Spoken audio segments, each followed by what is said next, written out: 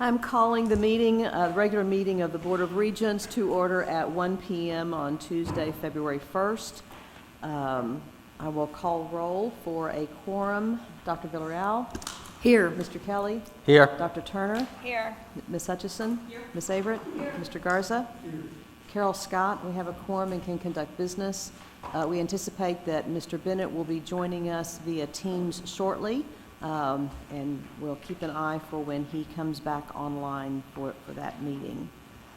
At this point in time, please join me in a moment of silence.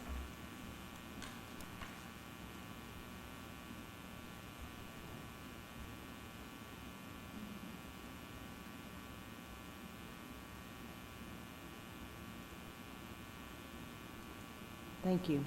Ms. Hutchison, would you lead us in the Pledge of Allegiance? Allegiance to the flag of the United States of America and to the republic for which it stands, one nation, under God, indivisible, with liberty and justice for all. And please join me in reading the Del Mar College Vision Statement. Del Mar College will be the premier choice for life-changing educational opportunities provided by responsive, innovative faculty and staff who empower students to improve local and global communities. Thank you. Del Mar College is streaming live audio and video from the official Board of Regents meeting on the college's website in real time, with the exception of portions of the meeting considered as closed session by statute. At this point in time, we have the opportunity for general public comments for items not on the agenda. Is there anyone here to address the board in general public comments? Seeing none, we will move on to our student success report. Dr. John DeHalcom, and we are all disappointed that musical performance achievements does not include an actual musical performance today. You are welcome to sing for us, though, Dr. Halcom. I'm sorry, I mentioned it to Dr. Bridges. See, I told you they wanted a performance. Maybe next time. We'll see what we can do at another time. Anyway, I'm pleased to present information of how successful our music students are at Del Mar College. Students in the music department demonstrate their performance ability through various opportunities to audition and compete with music students from other two-year colleges and universities throughout the state through 3 events that you see on the slide. One is the two-year college all-state choir, the two-year college all-state band, and the National Association of Teachers of Singing, or NATS, competition. Students who compete in NATS are competing against students from universities as well as two-year institutions. The number of students receiving awards in two-year all-state band is significantly greater than other institutions in Texas, as you can see in the PowerPoint slide. Our sound recording technology program students assist in recording auditions that are sent to the Texas Community College Band Directors Association panel of judges. Community College All-State Band gathers at the Texas Music Educators Association Convention in San Antonio each February and spends 3 days in rehearsals preparing for a concert on the Saturday evening of TMEA. The conductor clinician is usually from a university in Texas, and this presents excellent opportunities for our students to learn about and explore transfer to the university. Another accolade is the Concerto Competition associated with the All-State Band. This competition is for soloists, and the winner is featured performing a solo with the All-State Band. Recently, in 2020 and 2021, Del Mar College student and clarinetist Joel, excuse me for the mispronunciation, Hernandez won this competition 2 years in a row. And that's quite prestigious to win that competition at all, but much less 2 years in a row. It's tremendous achievement. Since 2016, an unduplicated headcount of 40 students from Del Mar College have been selected to participate in the two-year college all-state band. Of the 40 students, 4 students are still at Del Mar at this time majoring in music. 22 have transferred to universities, and that's a very important point. 6 are actively teaching music in schools full-time, all within the state of Texas. 3 are professional musicians, 1 which is local, and 1 is playing in the United States Army Band. 3 have completed degrees in subject areas other than music. 1 is working on a doctorate in composition and rhetoric. 7 are current college students completing music education degrees, and 3 are in graduate level music studies. So I think they've done a tremendous job in the transfer of their music students, the department has. Now, NATS is a head-to-head intense competition. It is a live performance, not recorded. Our students compete with university students as well as community college students. The Texoma competition is in the fall, and it covers a larger geographical area, which includes 2 other states in addition to Texas. The average number of students participating in the South Texas NATS is between 180 to 300 college students. Every participant community college brings students also to a regional live audition for the all-state choir. As you can see from the table, we have excellent participation. Typically, we have 7 to 9 students from Del Mar College that are accepted in the choir. These data just represent a small sampling of the success of our music students at this institution. We want to thank the faculty and staff for their commitment to our students. Now, I have Dr. Cynthia Bridges here, Dean of Communications, Fine Arts, and Social Science Division, and former chairperson of the music department, here to answer any questions that you might have about the wonderful achievements of our music program and our students. Are there any questions? Thank you very much, Dr. Halcomb. I'm not sure if it's a question for you or Dr. Bridges or potentially for Dr. Escamilla, but we all had that fabulous tour 2 years ago this month of the new General Academic and Music Building, and we never were able to hold an official grand opening of that facility. When are we going to, or is that still possible? Yes, everything's possible. And we just have to wait and see how the types of events are. Certainly, we think as things taper off, the dedication of the General Academic Music Building / Ansaldúa Plaza, you know, the invitations that went out, all the things are still in a nice little box somewhere. The idea is that we're going to do it. We're just proceeding with caution. Thank you. I do have another question for Dr. Bridges. Where do most of our students go upon completing their associate's degree? Do you have just a sense? It's not a statistical question, just give me a sense. The sense is most of them transfer to TAM-UCC, but we have had several over the last few years that have transferred to UNT, and we are starting to see those graduates. One who is employed in Sinton ISD now as a band director is a graduate of University of North Texas. We also have the young man who won the Concerto Competition is studying at UTSA, and then we have another very, very talented young man studying at UT Austin. But typically, TAM-UCC is where they go. Other questions for Dr. Halcomb or Dr. Bridges? Being a former, choir geek, I'm just, a special place in my heart. Well, thank you so much. Thank you. Thank you very much for bringing this to us, Dr. Halcomb. Dr. Escamilla, President's Report. Thank you, Madam Chair, Regents, ladies and gentlemen. What was the tone in my response to the grand opening or the ribbon cutting, if you will, for the General Academic Music Building is really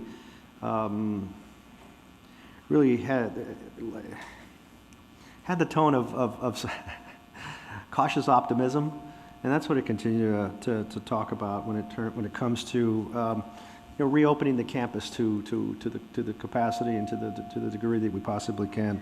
But the latest surge in COVID cases, as we understand it, appears to be peaking. Okay, that's what we're hearing from local professionals, and so that's some good news right there. And we're hoping that this latest variant that is extremely virulent or virulent is tapering out, but still, we have, just this morning, I heard about some localized surges at various high schools, and a lot of those students are ours too. So every day that I come back and say everything's good, you get a 50-50 response out there. You get half the people saying that it's not good in their areas, and so it continues to affect us because we are inextricable and it's extremely tied to our community.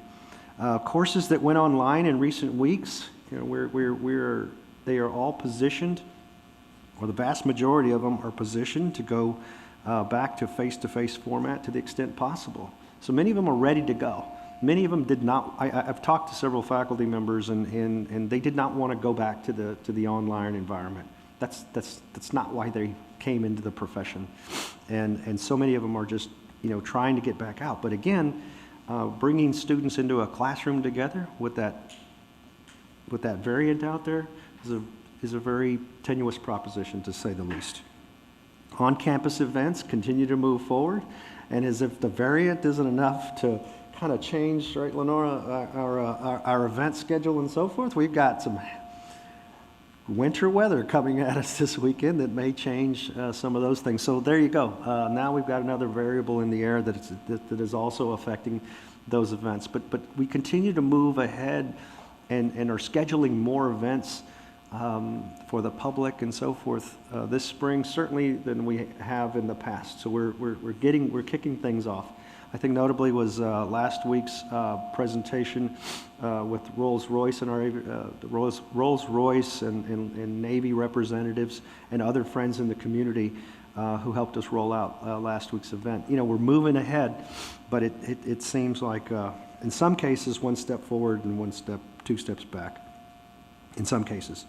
But also, the college continues to recommend facial coverings, especially where their groups are aggregating or congregating rather, and we continue to encourage COVID-19 vaccinations.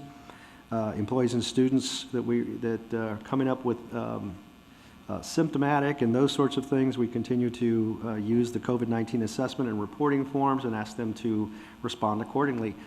And I will say that this January compared to last January, I think there were more employees affected and their family members than I think this was the largest month, if I'm not mistaken. Yep. So the numbers are again, but the good news is it does seem to be milder, relatively speaking. Still very serious, but relatively mild compared to last year. So the college continues to post all of our information in full transparency and in full effort to let both the internal college community and our external community know how we are managing the virus, the impact of the virus, and how the virus is affecting us, quite frankly. Any questions about that, really? It's a situational approach, as y'all are maybe thinking about it. It continues to be a situational approach. There's some programs that, again, that we cannot stop. We should not stop, and they will stop themselves if it gets bad enough. And those public service programs and the like, the healthcare programs, and those that have these outside licensure requirements and oversight. The aviation program has the FAA. We have all of these kinds of entities watching us and making sure that we hit our milestones along the way. They're doing that. And so in a lot of cases, we continue to march forward to the greatest degree possible. Again, weather, stand by. We'll have some weather updates later this week as some very cold weather comes in. Anybody come up with any questions or anything to this point? Concerns? If you ever have anything outside of here, you can certainly text me, or if you hear anything from the community, I'm glad to answer whatever I can, and someone will answer questions if there are concerns. Just quickly and lastly, this is a pre-heads up, okay? I'm in the early planning stages.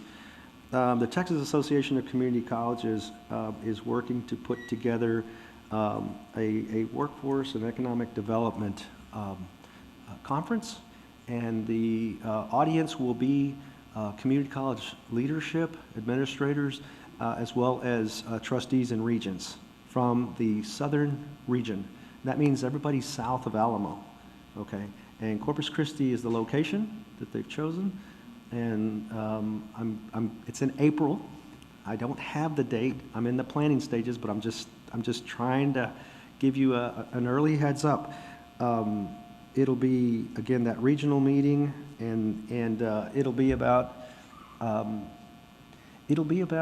conversation with, again, presidents, well, let's just say administration and trustees and regents, to talk about the regional impact of restarting the economy and those kinds of things, as well as the localized effects of the economy. So it'll be a broad conversation, because when you're talking about our southern region, you're talking about Alamo, Alamo to Brownsville to, Laredo, Uvalde, Southwest Texas Junior, Victoria, Coastal Bend College, and us. And so it's a very diverse group of colleges, but it'll be a lot of fun. I'm excited about it, and they've really asked us. The state sees us as a leader in workforce education, amongst other things, but they really listen to the news about all the things going on with that big driver of the Port of Corpus Christi and the Corpus Christi Army Depot and the like. And so stay tuned. That's just an early tidbit. As soon as I get the information, both Dr. Natalie and Ms. Delia and I will push that information out for the day. But again, I'm really excited about that. That really concludes my report today, and I'm glad to answer any questions. Any questions for Dr. Escamilla? Thank you very much, sir. You're welcome. During Regents reports, I would like to give you all some regular reports, probably not monthly, but some regular reports on what the Commission on Community College Finance is up to. You received a cover memo in your packet that includes the URL to the coordinating board website where all of the meeting materials are housed, and video from the previous meetings. It's also where you would view them live if you care to do so. So if you, as Augie's fond of saying, if you need something to put you to sleep and you want to watch a video of community college finance discussion, those videos are online. The commission started meeting in November.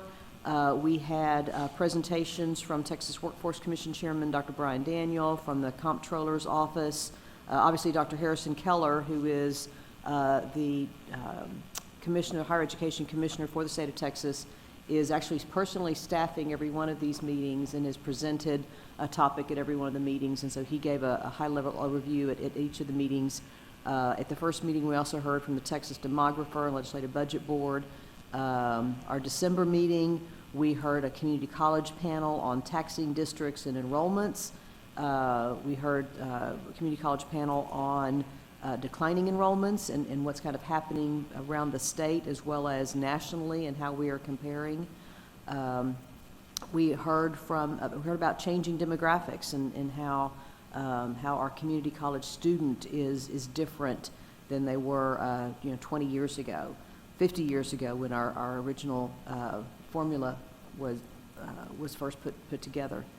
And then at our last meeting, we heard from a National Commission on Education and Workforce out of Georgetown University, and some business roundtable and other kinds of workforce discussions, as well as from some additional chancellors on some national data. So again, all of those presentations are on that website. Did want to make you aware, and we put this in the cover memo, that the commission has now divided into 3 subcommittees that will do some work over the next 60 to 90 days to come up with some specific recommendations in the area of college operations, which includes governance, in the areas of student support, and in the areas of workforce education. I am serving on the college operations subgroup. Dr. Escamilla has been asked to chair the workforce education subgroup. And so very excited that we have representation on those 2 different ones, and that Dr. Escamilla is chairing the workforce education subgroup. So I'm not going to bore you with details, but again, wanted to, since there are significant college resources being expended on this commission, want to provide you with an opportunity on a regular basis to ask questions and and just hear what's going on. And we'll bring you some feedback. We'll be asking all regents and trustees for feedback across the state as these subgroups come out with some specific recommendations. We're working on a communications plan so that we can get feedback from regents and trustees all across the state. So, any questions? Lots of good work happening. Again, right now it's been a lot of background work, and for the chancellors and presidents who are on the commission, stuff that they already know and live and breathe every day. For the rest of us, it has been a good opportunity to try to create some data points and a level discussion point for all of us. So. All right. We'll move on and talk about we have a board notification presentation first before we go on pending items. So Ms. Tammy McDonald is going to do a notification for us from TCOL. Thank you, Madam Chair. The Law Enforcement Racial Profiling Report has to be filed with the Texas Commission on Law Enforcement, as known as TCOL. So the college is required to provide notice to its governing body that the report has been filed. The Law Enforcement Racial Profiling Report applies to law enforcement agencies that make traffic stops in the routine performance of officer duties. The college law enforcement agency does not make traffic stops in the routine performance of officer duties, so therefore we are exempt. But a report is still required to be filed with TCO to certify our exempt status. The Racial Profiling Report certifying the college has an exempt status was filed by Interim Police Chief Lauren White on January the 11th, 2022. And Chief White is here also if you have any questions. Thank you very much. Any questions? None. Thank you. Thank you. Looking at our pending business upcoming, we had obviously several things that we're working on today's agenda. We're looking at our March agenda for some updates from the Coordinating Board's strategic plan and key performance indicators for our own strategic plan on goals 3 and 4, as well as a discussion workshop on faculty and staff compensation. We expect our bylaws committee to have their kind of wrap-up report and recommendations in March. And then we will hear a report on tax collections and a HERF update in March as well. You see the remaining pending items. When we talked today about the continuing workshop in March on redistricting. So that wasn't necessarily on the pending items list, but we know that's coming up in March as well. Any questions about items on our pending list? Hearing none, we will move on to our consent agenda. We've been provided information, provided the minutes for the board retreat, as well as board workshop. We have investments for December and a financial report for December. Anything need to be pulled for separate consideration? If not, is there a motion to adopt the consent agenda as presented? So moved. Thank you, Ms. Hutchison, and Mr. Kelly seconds. Any discussion? Any public comment on the consent agenda? All those in favor, please raise your hand. Any opposed, same sign. That motion passes. Thank you very much. Now we have the pleasure of discussion and possible action related to the recommendation to bestow upon Mr. Kenneth Rosier the Professor Emeritus status. Dr. Halcomb, please make that presentation for us. Madam Chair, Regents, Dr. Escamilla, I'm pleased today to present Ken Rosier to you for consideration of emeritus status. Mr. Rosier, could you come forward, please?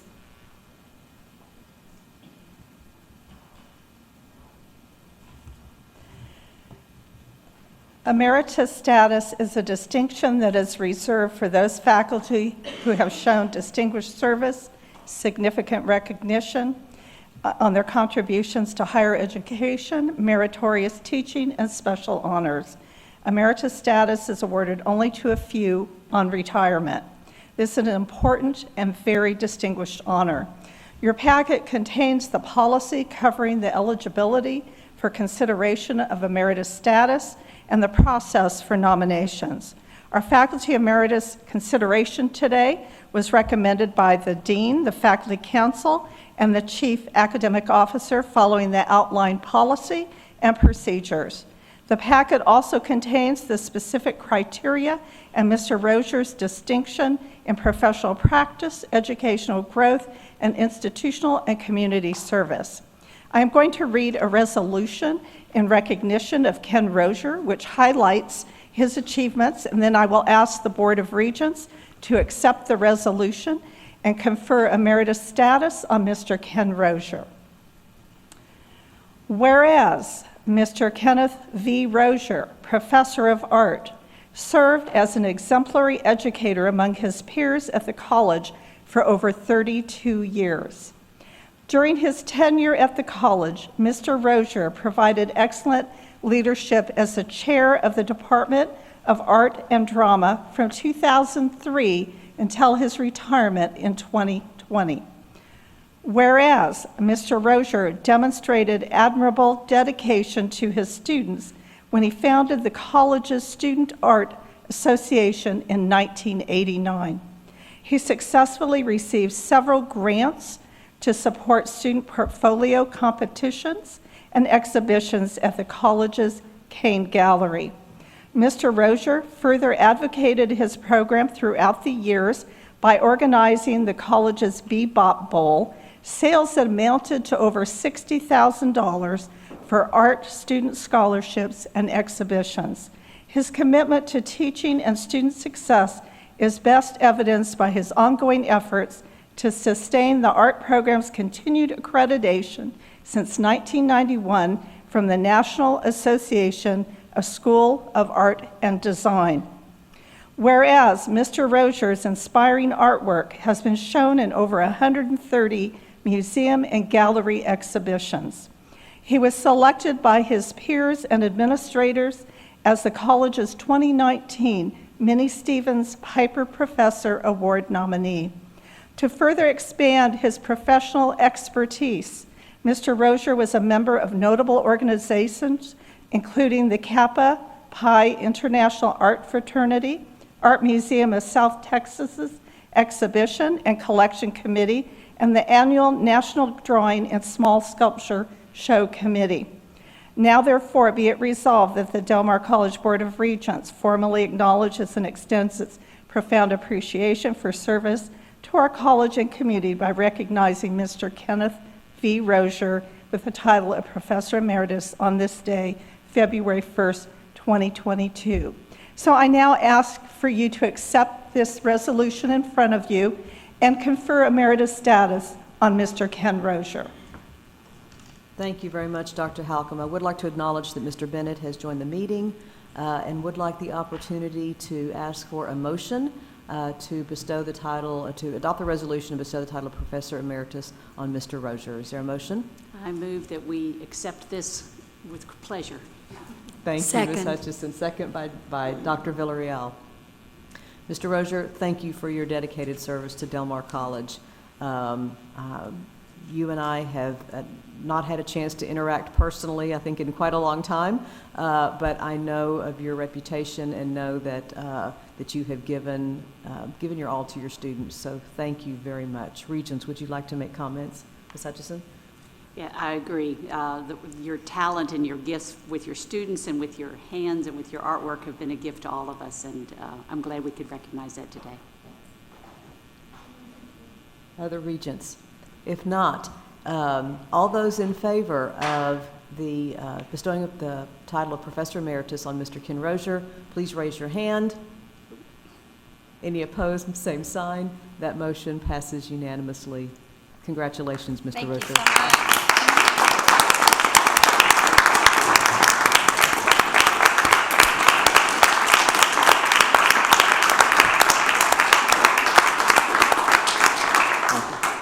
Thank you so much.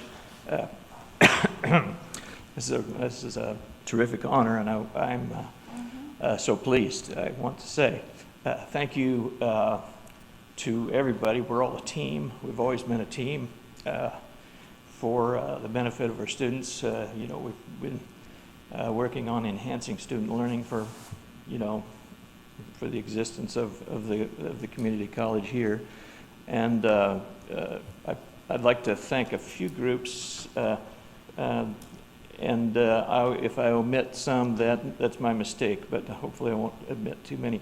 Upper administration, the board, I'd like to thank you folks for supporting art and drama and the whole college.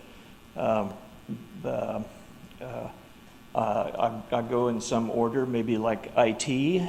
That's a group that's so very helpful for students. Physical facilities. I'd also like to point out a group that is sometimes overlooked a little bit, and that's the administrative assistants campus-wide. You know, they're part of everything. They meet the students. They're the first group that sees the students for, in many cases, with the exception of maybe faculty that go out and do recruiting, of course. Other groups, you know, library services, you know, the enrollment services, business office, payroll. How important is payroll? We like our payroll services. Also, you know, the dedicated and unified art and drama faculty and staff. I've worked so hard to, you know, keep things rolling in these difficult times since I've stepped away and before. So I want to thank that group. Another group that's helped so much is the Del Mar College Foundation. The foundation is working right now to help art and drama secure more scholarships for students to, it's probably a very important thing, to you know, recruit local talented students by way of scholarships so that they can come in many times. As you know, many times those students that we identify and bring in are first generation college students. And we're really excited about that. So that's enough from me, and so thank you very much. Appreciate it. Thank you so much, and congratulations to your wife, Jackie. Thank you for reminding me. The most important person on in terms of getting me up and out and to do anything at all, of course, is my wife, Jackie. My beautiful wife is here, and she'll. Thank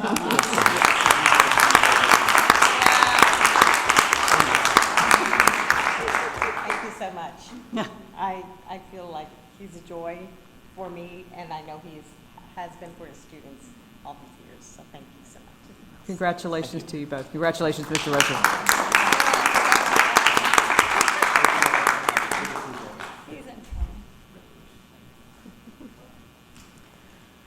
Thank you very much, Dr. Halcomb and Dr. Escamilla, for bringing that to us today. It's a joyous vote when we get to honor our outstanding faculty at Del Mar College.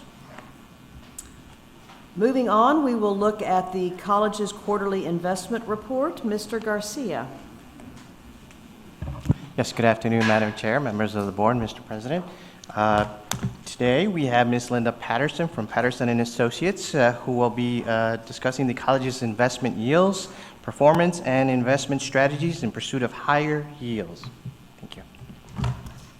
Welcome, Ms. Patterson. It is wonderful to see you. Thank you, Madam Chair and board members. For the first time in 22 months, I can bring you some good news. People have been asking me so long, when are the rates going up? They're going up. They're already going up.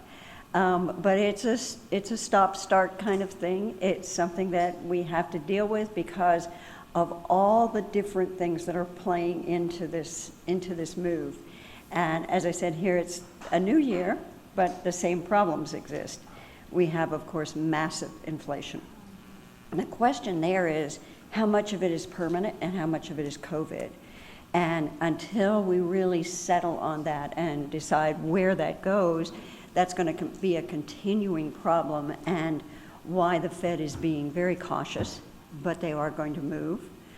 They've already started their taper, which means they're pulling out I don't know if you realize, but $120 billion every month for the last 22 months. They have been putting money into the economy by buying securities. They recognize how bad the situation is now with the inflation, with the job situation still very questionable as to when we get people back to work and who goes back to work. and also with the supply chains, which haven't yet broken up, and which is going to make a big, big difference to the economy.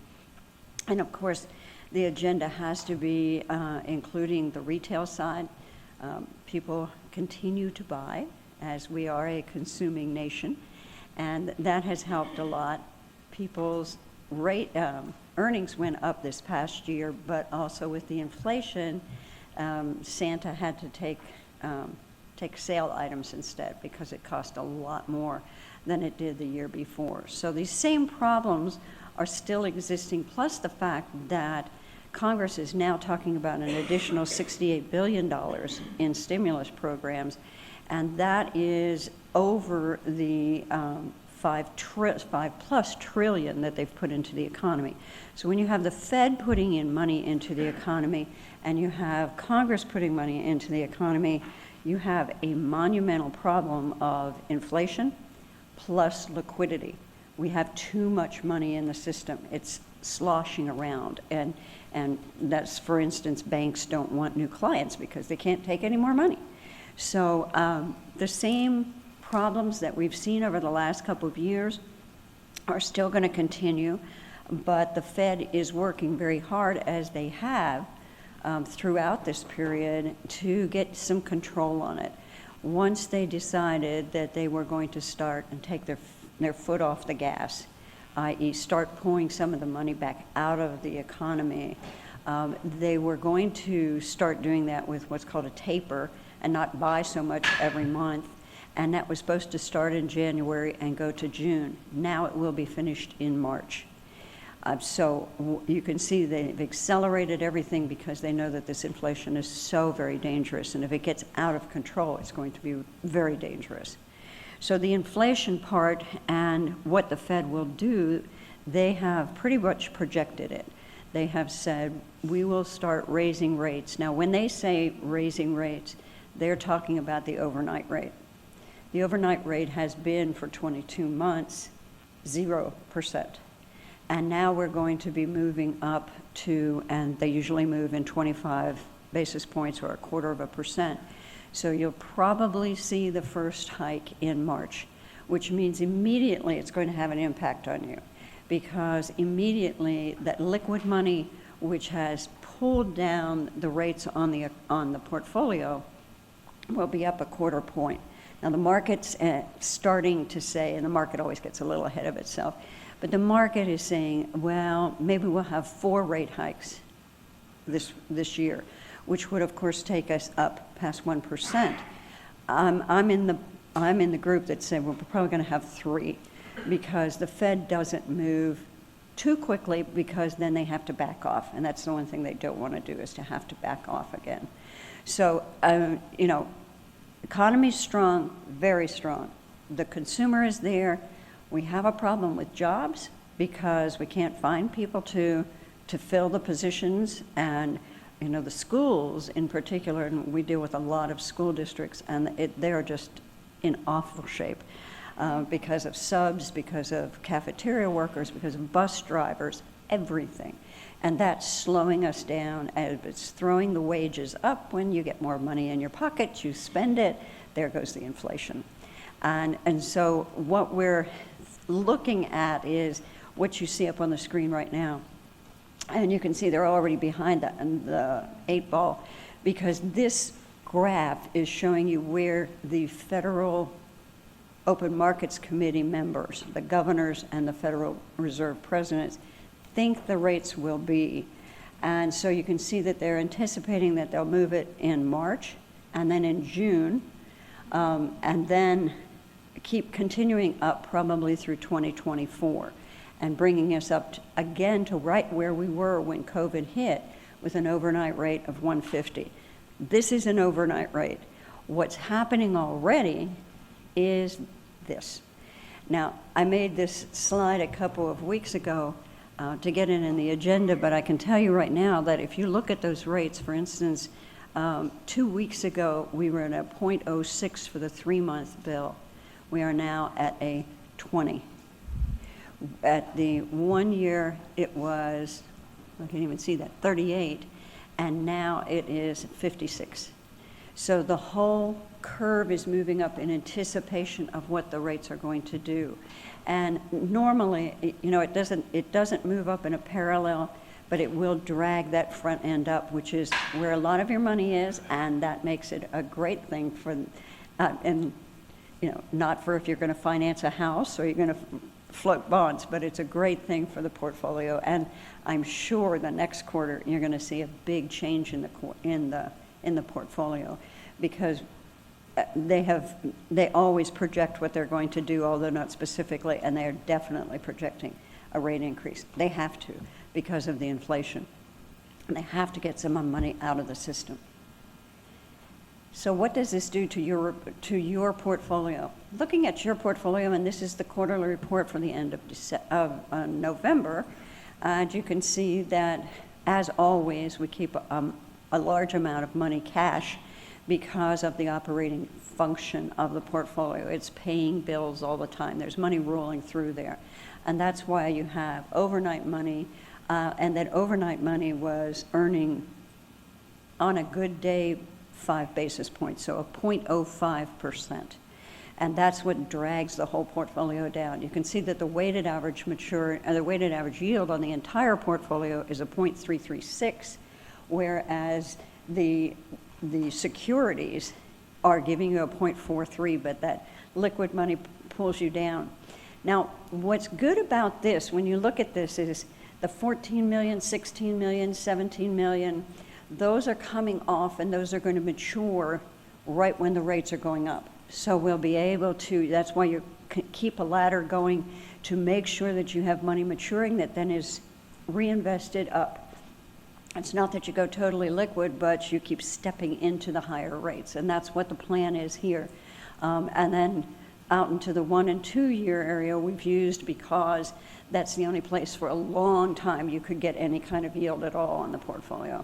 But you can see up on the circle graph that there's a really nice diversification.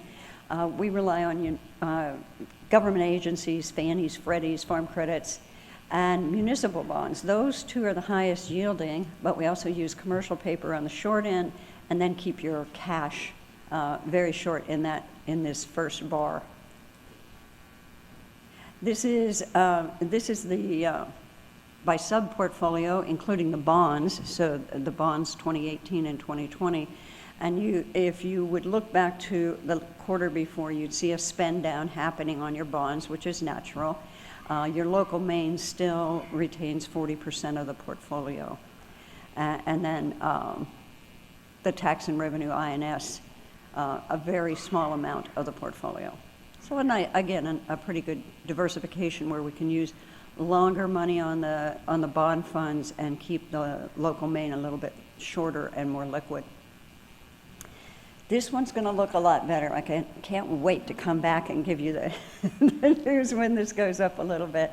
You can see the progression. It's been very, very, very, very slow. The curve has been stuck in neutral for most of this year. It goes back to the first quarter of 2021, where the yield was a 0.47 and the benchmark was 11, and then we've stayed right along that path all the way through. But the yield on the portfolio is still, at least in most of those areas, a quarter to a half, twice or 3 times the yield of the benchmark which you use on your portfolio. Unfortunately, the earnings have been low because of the low percentage points, but this too will change. When we look at the asset allocation of the pool funds, you can see that change from September to December here.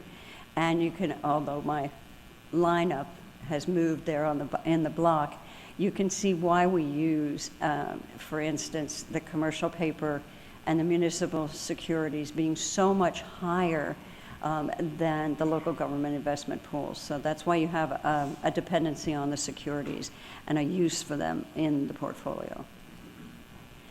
This is the 2018 bond funds, and obviously those are being spent out quite quickly, going from 62 million down to 37 million, so almost half down in the pace of a year. We keep those very long.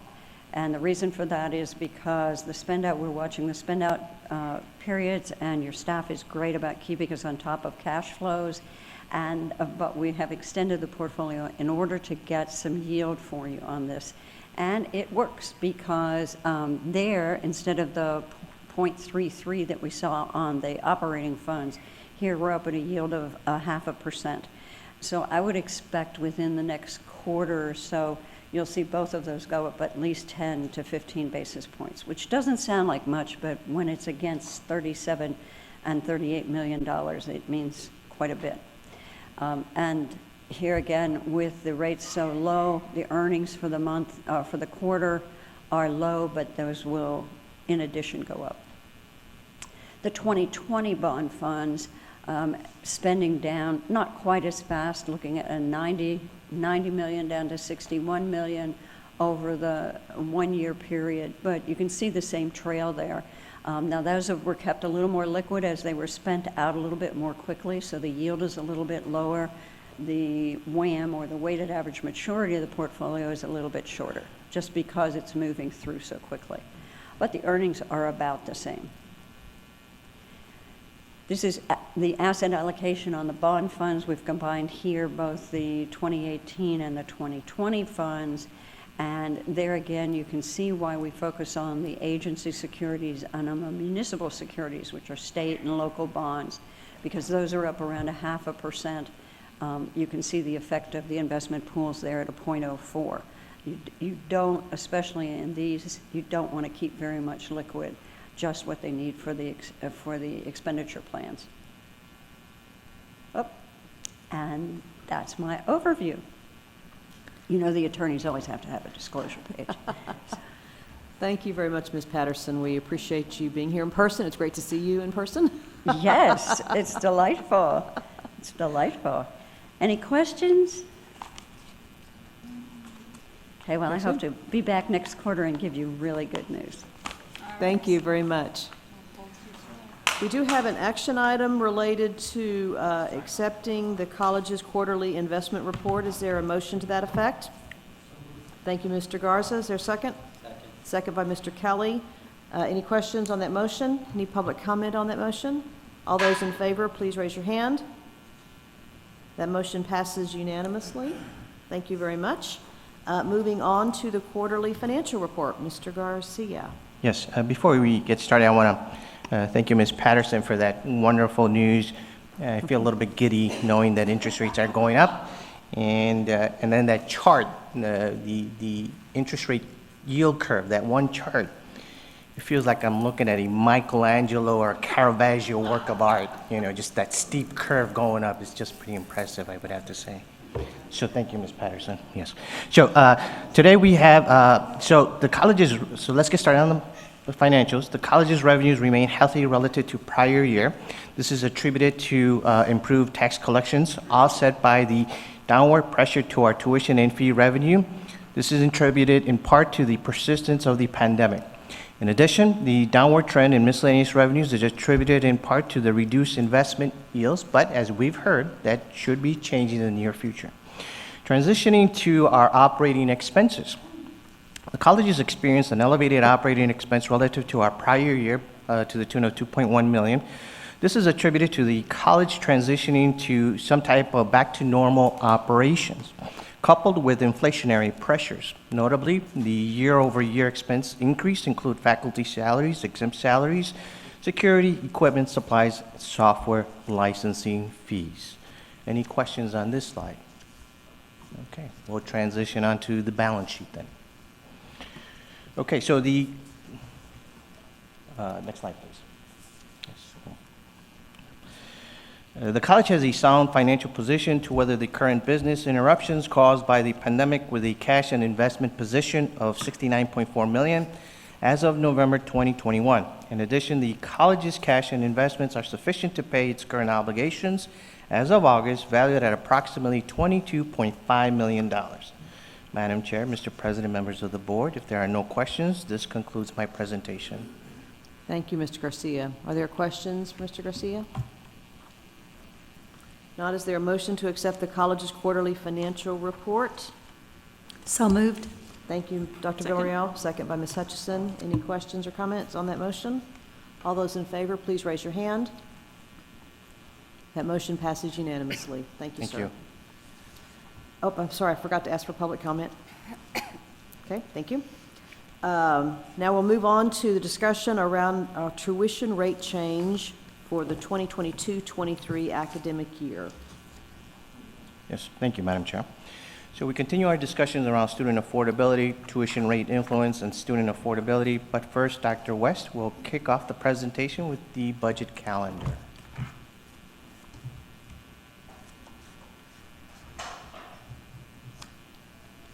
Good afternoon, Madam Chair and Regents.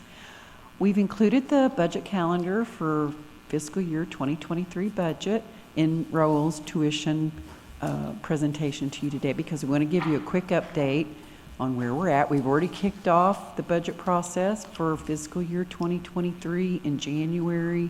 We held our kickoff budget meeting with our budget committee members, and then we did a few, I think 3 budget workshop training sessions via Teams videos. We're still doing those because of the pandemic. And so those were well attended by our budget managers. And so I think that the meetings went really well, and now they have all their budget worksheets and ready to do their budgets. Every year we strive to improve the process. Number one, to emphasize the importance of them tying their budgets to the strategic plan. Number two, to simplify the worksheets and the whole process for the budget managers because, you know, we know that they have other more important things to do, and so we want them to have at the least amount of pain in doing their budgets. And the third thing this year that we have done is we have worked with Patricia and Jonda to work with student governance. Patricia has been doing that, and then Jonda has been working with us to improve the levels of transparency and shared governance. And so right now I'm going to have ask Patricia to give you a few comments about the student governance portion.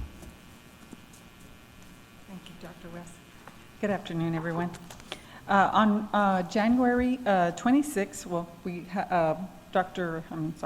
CFO Raul Garcia had met in December with the Student Government Association, and then last week on January 26th, Mr. Garcia presented the details of the budget presentation with the Student Government Association leadership, and solicited their feedback. The feedback was overall positive, and with the understanding that with inflation, tuition will increase. They didn't like it, but they understand. The Student Government Association appreciates the collaboration, transparency, and most of all, for us, leadership to engage with them on these topics. The administration and additionally, all the comments were positive on social media because, as you know, students post lots of stuff on social media, but we were monitoring that.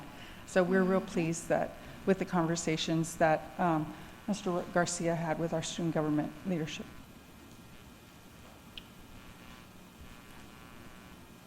And now Dr. Holcomb is going to touch on her transparency and shared governance.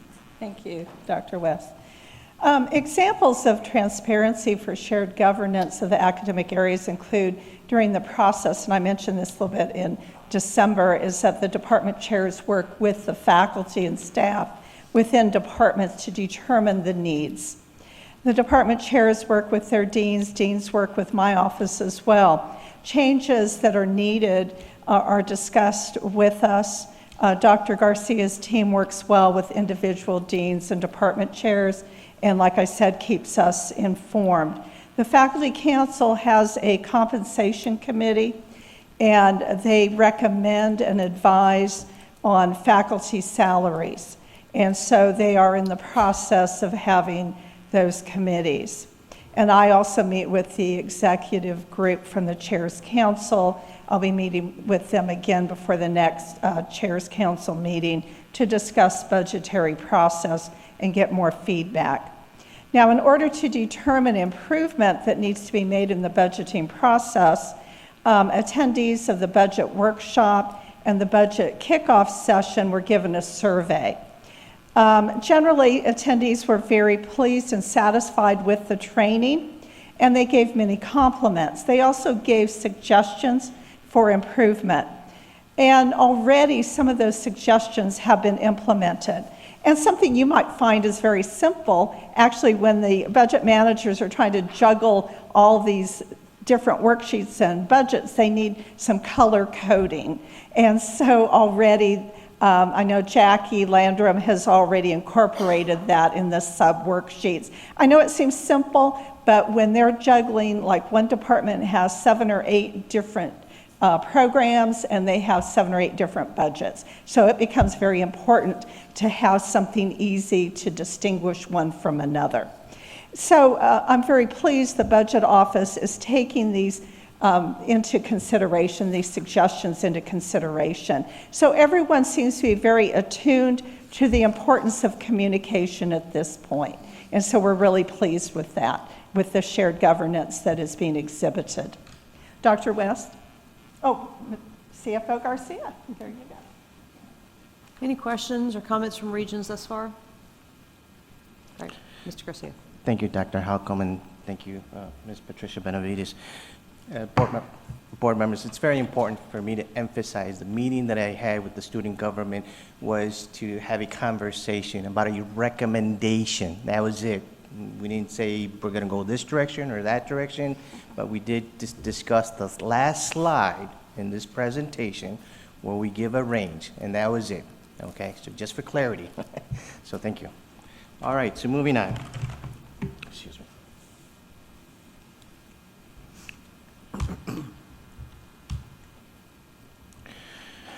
Okay, so the Texas the Texas Higher Education Coordinating Board has classified Del Mar College and 8 other colleges listed on this slide as a large institution. Listed on this slide are a few data points that fall into 2 general categories. First is student enrollment, with Del Mar College placing 3rd largest of the group in both contact hour production and student headcount. Del Mar also has an elevated part-time student enrollment at a rate of 85%. I also want to point out that the academic program offerings are closely aligned for most of our peer group with Del Mar's technical programming enrollment of 29%, which is at the midpoint of the group. Here's one other observation. Del Mar's enrollment for part-time and technical programs which suggest an elevated operating cost for instructional and student support services. For example, there is a current ask for a new truck with a value of $140,000 for our truck driving program. This will support our truck driving program and help our students obtain gainful employment and narrow the labor gap for truck drivers. According to the Texas Labor Market Information Report, truck driving is projected to be one of the fastest growing jobs in our region through 2028, and the current annual average salary is about $50,000. The student profile is the next general category on this slide. Del Mar College, as well as 3 other colleges in our peer group, have been designated as a Hispanic serving institution by the Department of Education. With that said, Del Mar has the 2nd largest Hispanic rate of 68%. The Hispanic Serving Institution designation is mission critical for us because it allows the college access to multi-year federal grants. The SENDA, the TRIO Student Support, and the TRIO Education Opportunity Centers grant, with a combined value of $5.3 million, are examples.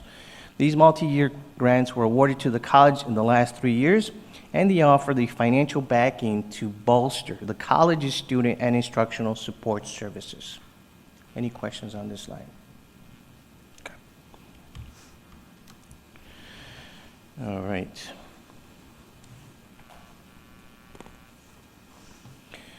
So the next set of set of data is economic indicators that provide some insight as to the student's financial need and the size of the college service district. Del Mar College has the second largest service district with a population of 477,000, of which 16.7% of the persons in our district live in poverty levels, while the U.S. poverty level rate is 11.4%. The median household income is another data point where most of the colleges in our peer group are closely aligned. Del Mar College, Tyler, Central Texas, and Blinn College rank at the midpoint for the district's median household income average of $55,000, while the reported median household income in the U.S. is $68,703. Due to the district's elevated persons living in poverty and the low medium household income, student affordability is top of mind for Del Mar College. Are there any questions on this slide? Okay. All right, so we'll now turn our attention to student affordability with a focus on 4 data points, including the average net price, the average financial aid award, the average student debt, and tuition and fees. So let me begin with the Federal National Center for Education Statistics description of the average net price. The average net price is determined by subtracting the average amount of the grant or scholarship aid from the total cost of attendance. The total cost of attendance includes tuition, required fees, books, and supplies, and the weighted average for room and board and other expenses. Del Mar College's average net price is $5,831 for the 2019-2020 year, as reported by the Federal National Center for Education Statistics. Accordingly, Del Mar's price point of $5,831 is exceptionally low when compared to our peer group. I also want to point out that 76% of our students receive some form of financial aid. This last point is no surprise, given that our district's elevated poverty rate and low medium household income is below national levels. In addition, our students receive an annual average financial aid award of $5,394. This amount is significantly high relative to the maximum Pell Award for part-time students, okay? Remember I said 85% of our students are part-time. Valued, being a part-time student, you normally are given an average of $3,098. Our students are getting way above that. So, half-time students who are registered for 6 to 9 hours per term, just an FYI. Are there any questions on this slide? I just want to understand, you said the national average is $3,000 for a part-time Pell Award? Yes, so the maximum award is $6,195. The next year, for those students that are registered from for 9 to 11 hours, you discount it by 25. That brings you to $4,646. The next year, students who are registered for 6 to 8 hours, that's discounted at 50%. Now, if you look at our statistical book, you will know that on the average, our students are enrolled 8 hours on the average. So that's my baseline for comparison. $3,098, the maximum award for part-time students who are enrolled 6 to 8 hours. Our students are getting $5,394. Rationale behind that is there's complexity in the computation that factors in the median household income and some other factors that's contributing to this award. Is local cost of living, and would that contribute as well, or is it purely based on need? Well, it is definitely based on need, but there's variables that come into play. And I'd say that it's so complex that I will need my financial aid person, but I would look at it more filing a tax return. Are you filing single? Are you filing as, a household? How many dependents do you have? It's similar formula funding type that is used by the financial aid office, dictated by the Department of Education, not by us. I hope that helps. And is a higher award limit their ability to use Pell over the course of a 2-year or 4-year degree? Because there's a maximum award, so if they're using more of it going part-time at community college, they're going to have less available to them in the future? It's That's a according to- question. It's according to the number of hours they're taking. Patricia, would you help us? Based on number of hours that they're taking? Yeah. The threshold is 90%. They can't use 90% of all the hours to get their degree. To get their degree takes 60 hours, and typically when students hit the 90-hour mark, they should already have already graduated or have gone on to a university. And so 90 is the threshold, 90 hours. Okay. Not necessarily 90 hours at Del Mar College. Right. Right. It's at that point where things will change. We do have an appeal process. We have helped many students beyond the 90 hours, just the other day, that we were able to help them with the leverage the HERF dollars. We leverage TPEG money funds, state funds. So there's a variety of other funds that we leverage to help those students that are on that threshold, especially the students that are, pursuing, like now, the BSN, things like that. All right. Did you get that answer right? I mean, Well, we wanna make it sure was it's- less about what they're going to do 4 or 5 years from now, but that's the consequence. It was more about if the average is in that low 3,000 range and our average student financial aid award is 5,400, then is there something different about our students, different about our economic environment, or different about our college that is causing our students to use more than the national average for a part-time student? And that there's a lot of variabilities in there. That's probably a very more involved, complex answer, more research. Right. I would venture to say that our students have come not only with the needs of paying for tuition and fees, but for all the other ancillary costs associated with coming to college. Transportation, Right. books. And Pell is used for all of those things. That's what I was trying to Daycare. get out of the. Yes. Yeah. There's breadth and depth to our students that is more than the national average for some reason, and it's got a heavier weight for need. And so when we're talking about our students coming in, they are coming in with dependents and a lot of these, especially those that are applying, obviously, for financial aid, coming in with those heavier burdens of supporting family members and the like. So when we raise tuition and change fees, that means there'll be less for them to spend for those other needs that they have, correct? Well, Or will their Pell Grants go higher based on? well, that's it right there. So are they, yeah. I think yes. So here's another thing that's different about these colleges out there, and you'll see the bigger numbers and the like.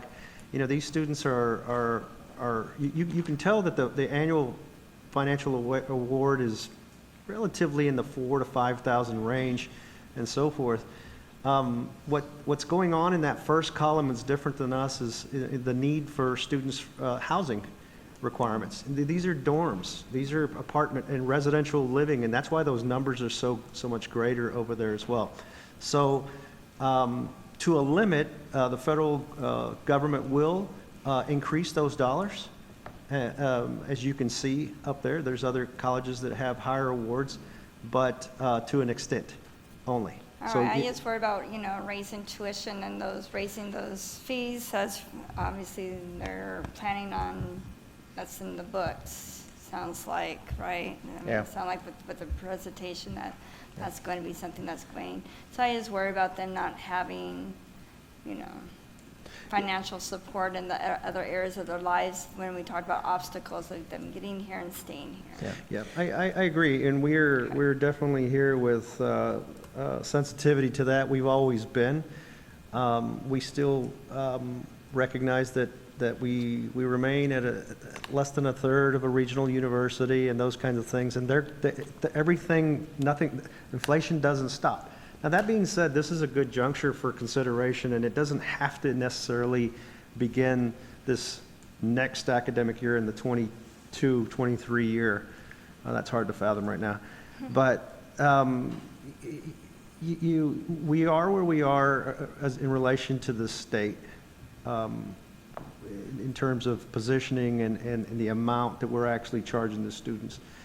We've talked about this before, and the idea of going backwards or holding has consequences, long-term consequences, and we don't have that plan necessarily built out yet.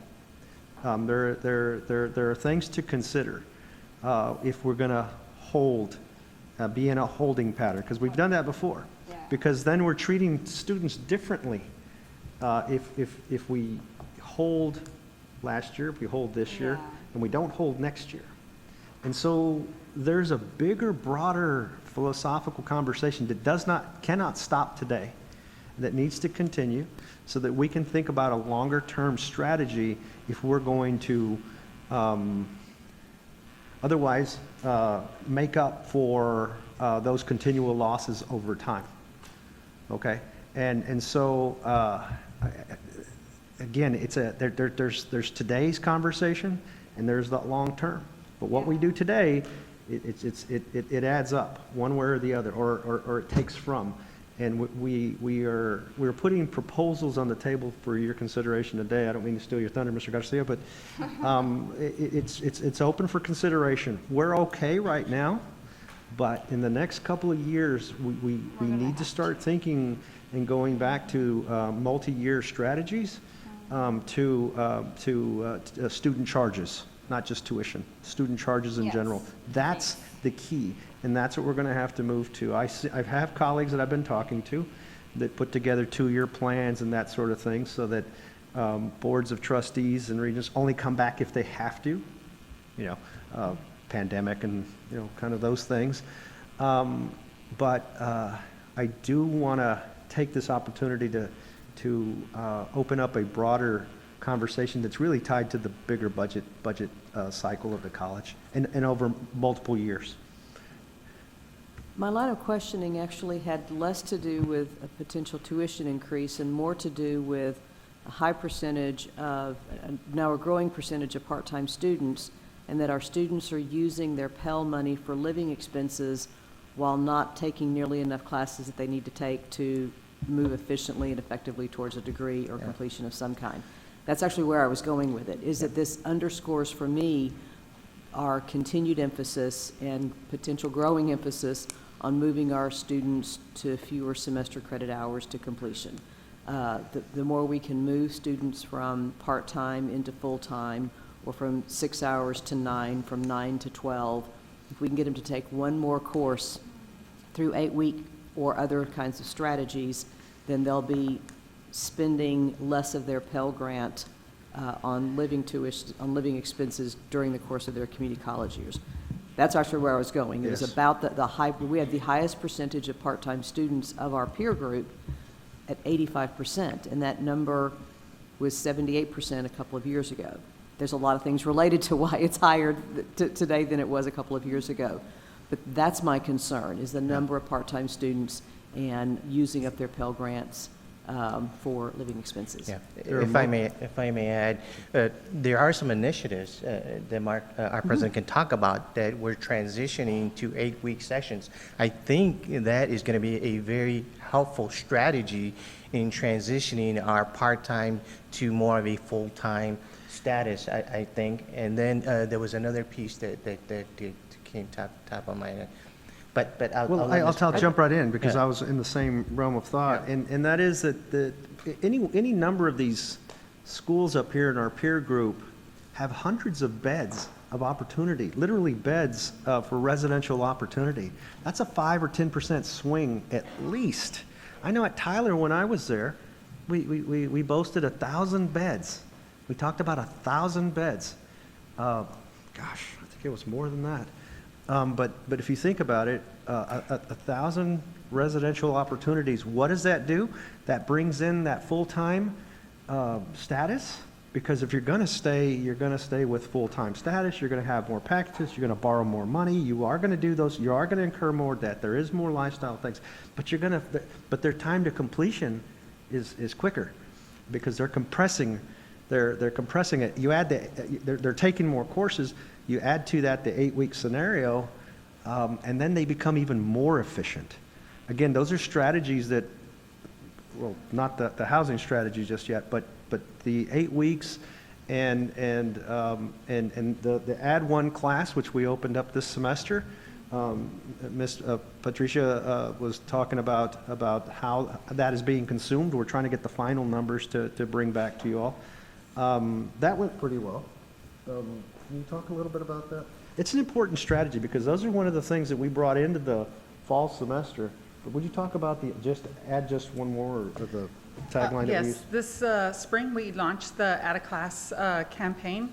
It was kind of launched as a BOGO, buy one, get one free. And so students enrolled in either a 16 or a first 8-week course, and then in the alternative terms, either a 15, a mini, second 8 weeks, a Maymester, they could get that class for free, utilizing the HERF dollars.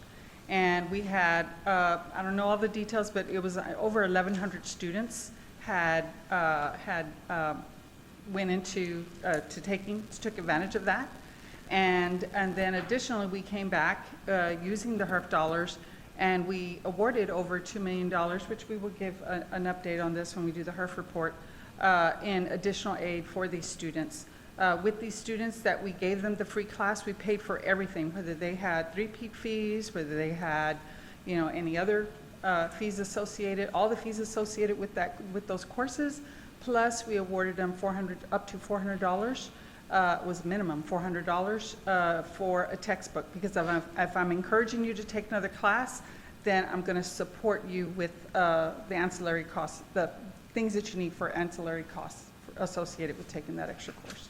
So essentially, the commuter status, the lifestyle status that that our students hold, they use part-time college and financial aid as something to support their overall existence and their overall lifestyles. And add to that the fact that we're a commuter, not residential and so forth, allows them to protract things. And so we are working to create, through various strategies, create a more efficient possibility and pathways for our students to include on the academic side, pathways to be more efficient. That being said, they live at home. They're living at home, and it is their choice to take 8 hours or 6 point something hours on average and so forth. And that right there is going to be one of the strategies that we're going to have to discuss. If we've got to give them opportunities. Again, we're going to have to do more to condense their schedules, but the housing is going to play an effect. And I know these colleges very well, some of them especially, that have a very robust student life. They've got athletics, they've got dorms, they've got all this, and that's what adds to their shortened time to completion and their full-time status. Yes. Just a quick question that you may not know the answer to, and I was actually checking to see if they had the guidelines. I'm sure you're aware of the program that they just announced with the Javelina Promise in Kingsville, which is if you come from a household of $65,000 or below, your tuition for the 4 years. Do you feel like programs like that at universities, either whether it's A&M Corpus Christi or A&M Kingsville, it's going to impact Del Mar? Are students going to be, well, you know what, I might as well just, and those are just some thoughts that I had. And I don't know enough about it. I just read about it. So I don't know how they're paying for that, if it's a federal, so we worked with them. We worked with Dr. Silva. We know him very well. And in fact, I was very pleased when he called me and talked about how his advocacy for the transfer students to be included there. So the impact right away is a positive impact to our students, because now he led the way and included our students to transfer over there. So I think initially, first and foremost, it's going to be that positive impact. Yes, I believe there's some marketing that got everybody's attention. I was very proud to see our own Dr. Silva out there front and center, helping the Javelinas lead that charge out there. Yeah, it's going to be very attractive in that way. We have our version of that. Come talk about that, Patricia. There's a built-in version of it that we have. It just wasn't. Well, you Well, we have the HERF committee that VP Keys and Raul Garcia are part of, and so out of that HERF committee, there's a subcommittee. And so I'm on that subcommittee, and this week we are finalizing some details to roll out our own tuition advantage program. We are gathering some data because typically the way we like to do it is I gather all the data so that these people could help me poke all the holes in the operation and help me, figure it out. But we are planning something very, very similar. We're just needing a little bit more time. Well, I apologize for hijacking the conversation away from tuition and fees, but I really wanted to delve in, and again, from my perspective, any and everything that we can do to shorten that semester credit hour to completion and help our students condense that time is what things we need to be doing. Other questions on this piece of it, or should we let Mr. Garcia continue? I apologize. No, I love this conversation. It allows me to understand the bigger picture and where you guys are coming from, so thank you very much. Okay, moving on to the next slide. Right, okay, good. So student debt is our next data point for measuring student affordability. In general, Del Mar College has the least amount of student debt in comparison to our peer group. On the average, our student has the second least amount of debt relative to our peer group at $11,200. Our transfer students also had the second least amount of debt relative to our peer group of $11,000. A little bit more information about Laredo. I think that came up as a question in our last meeting, right? So my counterpart at Laredo explained the reason for their low student debt is because years back their board approved an action to opt out of the federal loan student financial aid program because of their high default rates. So that works against you when you're in the program itself. And so what they're doing instead is that the student that's being reported here on this slide relates to student emergency loans funded by the Lamar Bruni Vargara Trust through the foundation. So I'm not too sure who this family is, but that's their strategy for issuing emergency loans. That's the tidbits that I got out of that conversation. Are there any questions on this slide? Okay, moving on. All right. So this is a great slide. So this slide includes the general funding strategies used today by Texas community colleges with some historical content. Okay. So tuition, property taxes, and state appropriations are the three mission-critical funding streams for Texas community colleges. Back in 1986, state appropriations was one of the more prominent funding, representing 66% of the three funding streams. Fast forward to today, there have been major shifts in funding mix, whereby property taxes has become the more prominent source of funding for most colleges. This shift started around the oil bust of 1986 that resulted in economic slowdown. During this time, the state experienced a budget deficit north of $2.9 billion and responded with budget cuts, including state appropriations for community colleges. Since then, there has been a pattern of state funding reductions in response to an economic slowdown. These actions has caused a shift in funding for higher education from state appropriations to property taxes and student tuition and fees. Let's look at it from the lens view of Del Mar College. So, the college's state appropriation funding has peaked 3 times in the last 20 years at $25 million. 20 years peaked at $25 million. The first time was in 2002. Thereafter, the funding scaled down to a low in 2005 to 24.2 million. This is attributed to the economic slowdown caused by the dot-com crisis.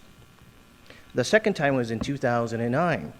Thereafter, the funding scaled down to a low in 2014 of 19.6 million. This is attributed to the economic slowdown caused by the subprime mortgage crisis. This third last time is in 2002. The funding has recently scaled down to a low in 2002 to $23.1 million. This last time is attributed to the economic slowdown caused by the pandemic. Here's another observation. The college's 2002 funding of $25 million, this is from 20 years ago, has not kept up with the tax's average rate of inflation of 2%. Using the average inflation rate of 2%, today's state appropriation would be around $38 million, but it's not. I think I said 23.1, right? So essentially, the funding gap has shifted to a certain degree to the district and the students. Because of the reduced state funding over the years, there are 5 different funding strategies that are listed on this slide that are used by Texas community colleges. The most popular funding strategy is highly dependent on local taxes and tuition. Almost half of the state community colleges use this model, including Del Mar and Laredo. The second most popular funding strategy is highly dependent on tuition and state appropriations. There's about slightly over 10 community colleges who use this method, including South Plains, Navarro, and North Central Texas. The third most popular funding strategy is highly dependent on just state funding alone. Based on Del Mar state appropriations funding ceiling of $25 million over the last 20 years' history, it would appear that a strategy that is highly dependent on state funding would not be a long-term financial sustainability model. Are there any questions on this slide?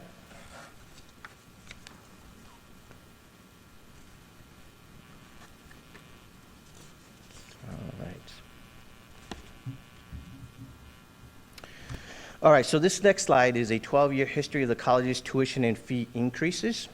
The largest increase in tuition and fee occurred in the fall of 2010 and 2011. Okay. In response to the state funding reductions attributed to the economic slowdown caused by the subprime mortgage loan crisis. As previously discussed, this is an example of the state shifting the cost of higher education to the students. Our student at the time experienced an increase of $308. This is based on a student enrollment of 8 semester hours for the fall and 8 hours for the spring for each of the 2 consecutive years. Since then, the tuition and fee increases have ranged from $0 to $7 for 1 semester hour. Here's another observation. Tuition and fees have increased on the average at $5.42, and it's right behind Mr. Bennett, I think. Right? And so during the 12-year period, this would suggest that a long-term strategy of a stable and modest increases throughout this period would have made it more affordable and easier to manage by families in our district. If there are no questions, I will transition to the next slide.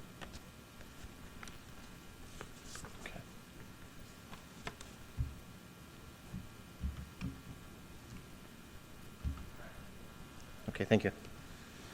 All right, so this next slide describes our current in-district tuition rate and general mandatory fee structure.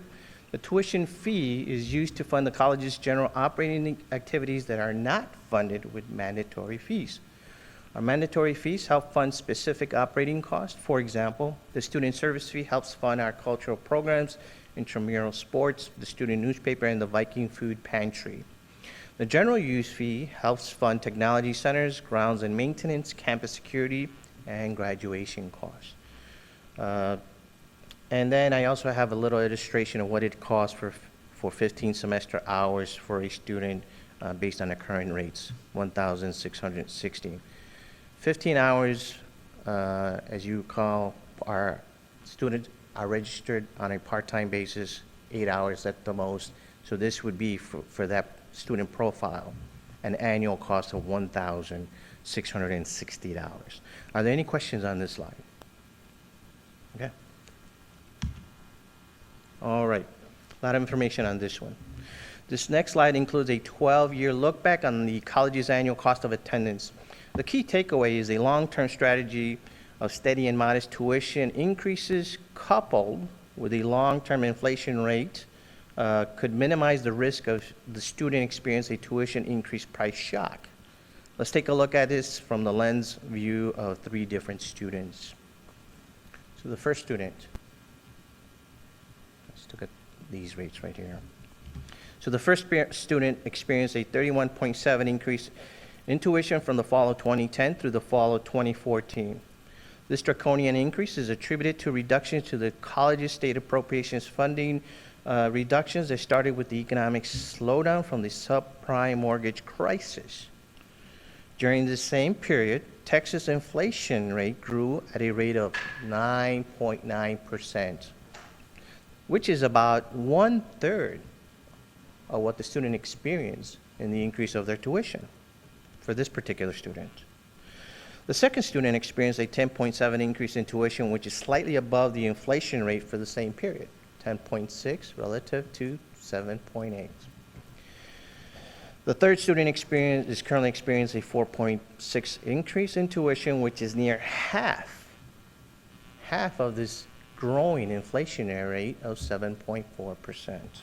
If there are no questions, I will transition to the next slide.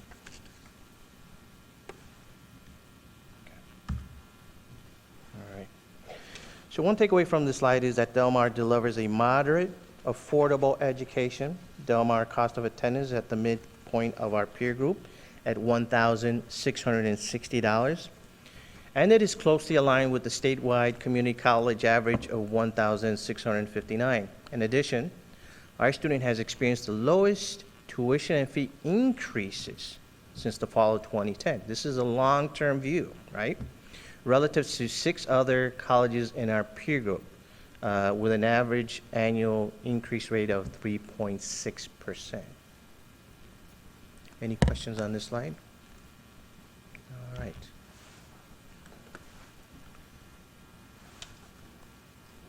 So, this is our final slide. So the college's forward value proposition continues to focus on student success as described in the college's Aspire, Engage, Achieve strategic plan.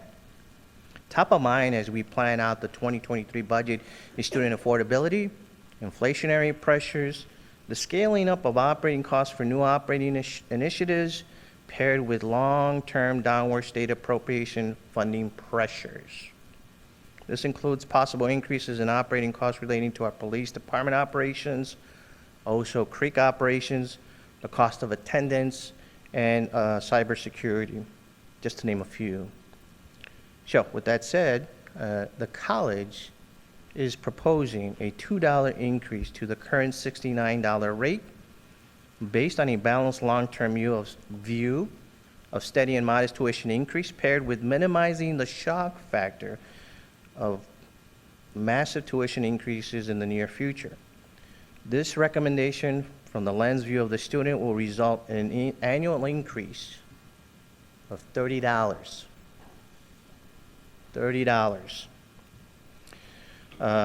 And these are students who are registered at 7.5 credit hours in the fall and another 7.5 hours in the spring.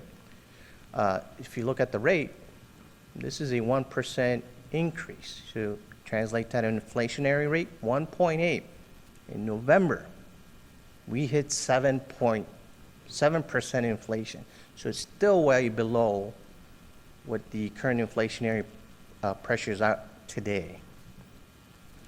From the lens view of the college, this will provide approximately $300,000 to fund all these initiatives that are listed on this slide. Are there any questions? Do we have questions, comments for Mr. Garcia? Again, the recommendation is a $2 rate increase on our student tuition.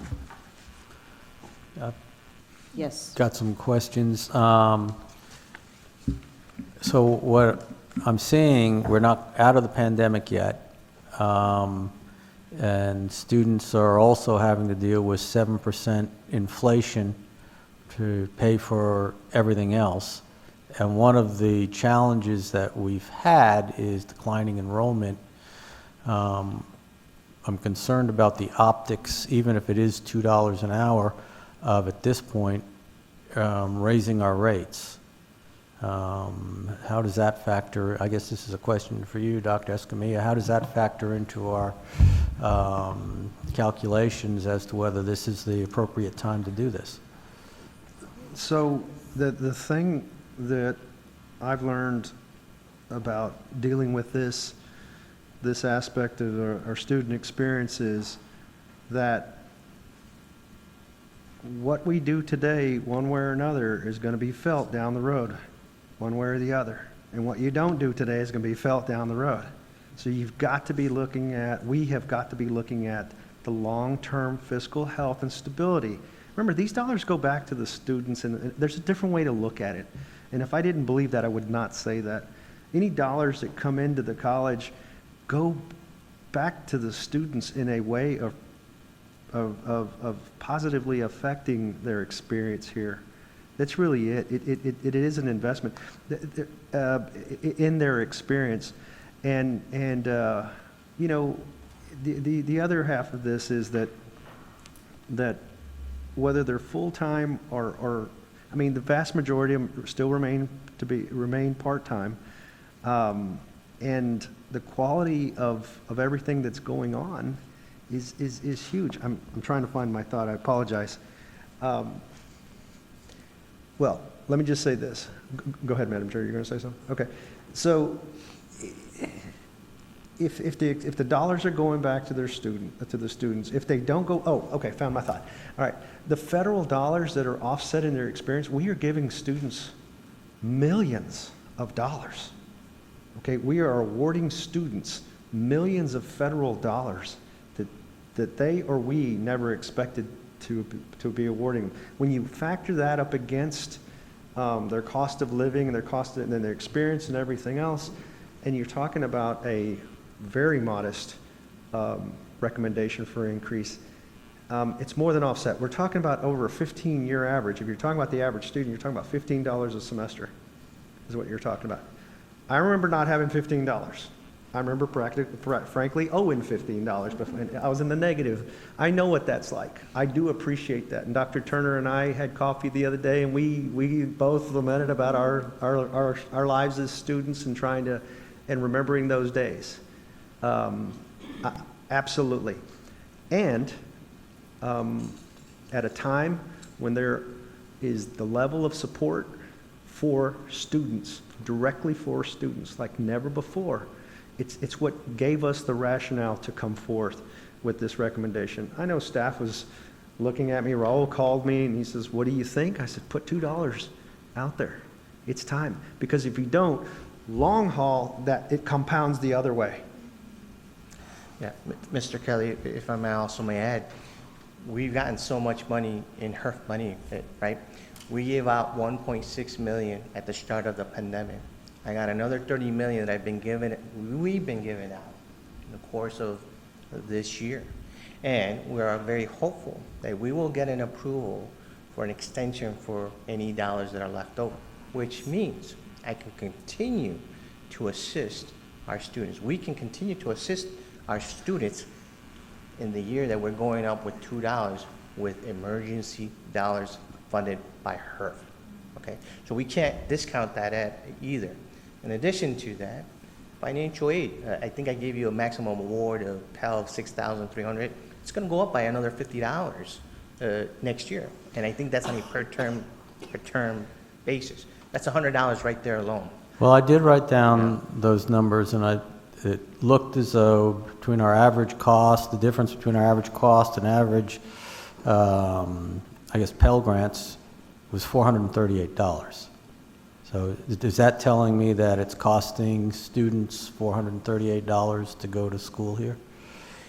It's not by DeMar's design in part. I would say Pell has a formula funding process. They're the ones that have determined you're not going to give out the full $6,000. If you're part-time, you're going to get half of that. Okay. okay? So it's not by Del Mar's design in part, it's also the federal government, having a say so how much they get in aid, right?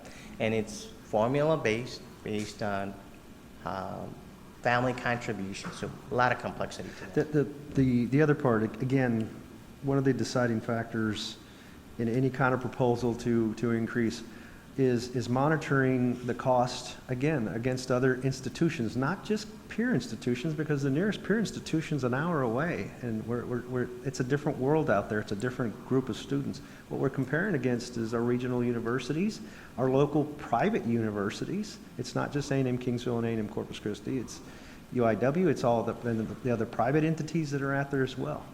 We remain significantly lower than them. We stay at less than a third the charge, and frankly, they keep going up.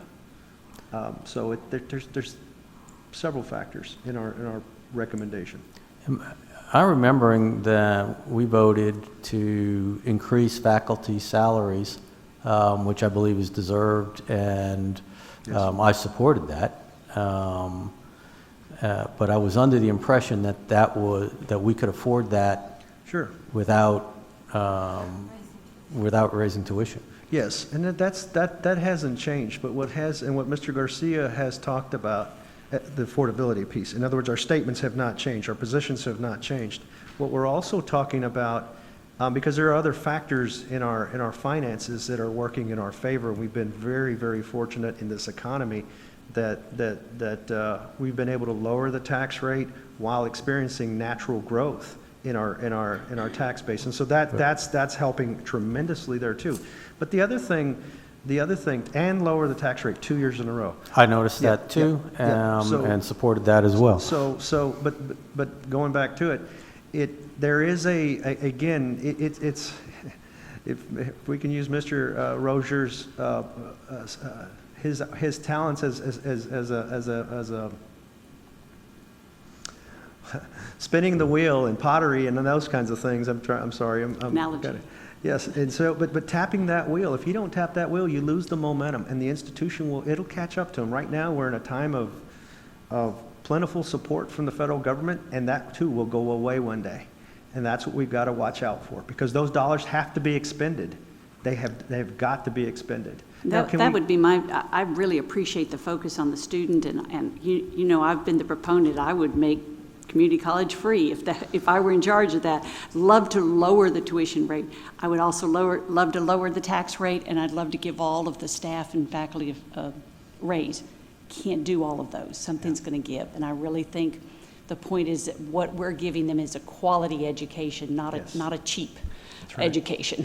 I mean, I'd like to keep it affordable, but I don't want to cut corners so much that we're not doing what we can. And you if you don't have the funds there, you're going to cut some corners. If I make one other pivot just a little bit to another thing that we haven't talked about, and Mary McQueen's here, is I've got to put a shout out to our college foundation. We have students who don't have that $15, they have negative $15, and they are being supported by the foundation. Yes. So to some extent, I would like to think that this increase is being paid by people who can afford to do that, and that through scholarships, not just financial aid, but also foundation distributions, that this is not going to impact them, because they've got that going. Thank you. That's my 2 cents. And Mr. Kelly, if I may add. Oh, I'm sorry. I was just going to say, are there other questions or comments? Yeah.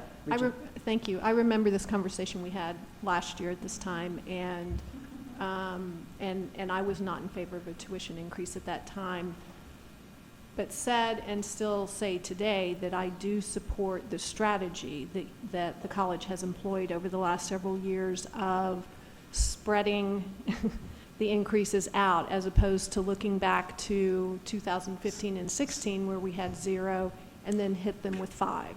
I don't want to do that again. I would much rather get back on track to the really modest increases that we're talking about, so that it doesn't negatively impact, one year in particular. And I appreciate the work that y'all have done to try to take all of this into consideration, and as Regent Hutchinson said, keep the students at the front of our minds and making sure that there are the support mechanisms in place to help those who might not be able to afford the $15. But this year, I'm in favor of this, and I appreciate all the work that y'all have put into it. I do have a question. Yes, sir, Mr. Bennett. Could we turn back to the fall 2021 tuition and fee structure slide? I just want to make sure I'm clear on this thing.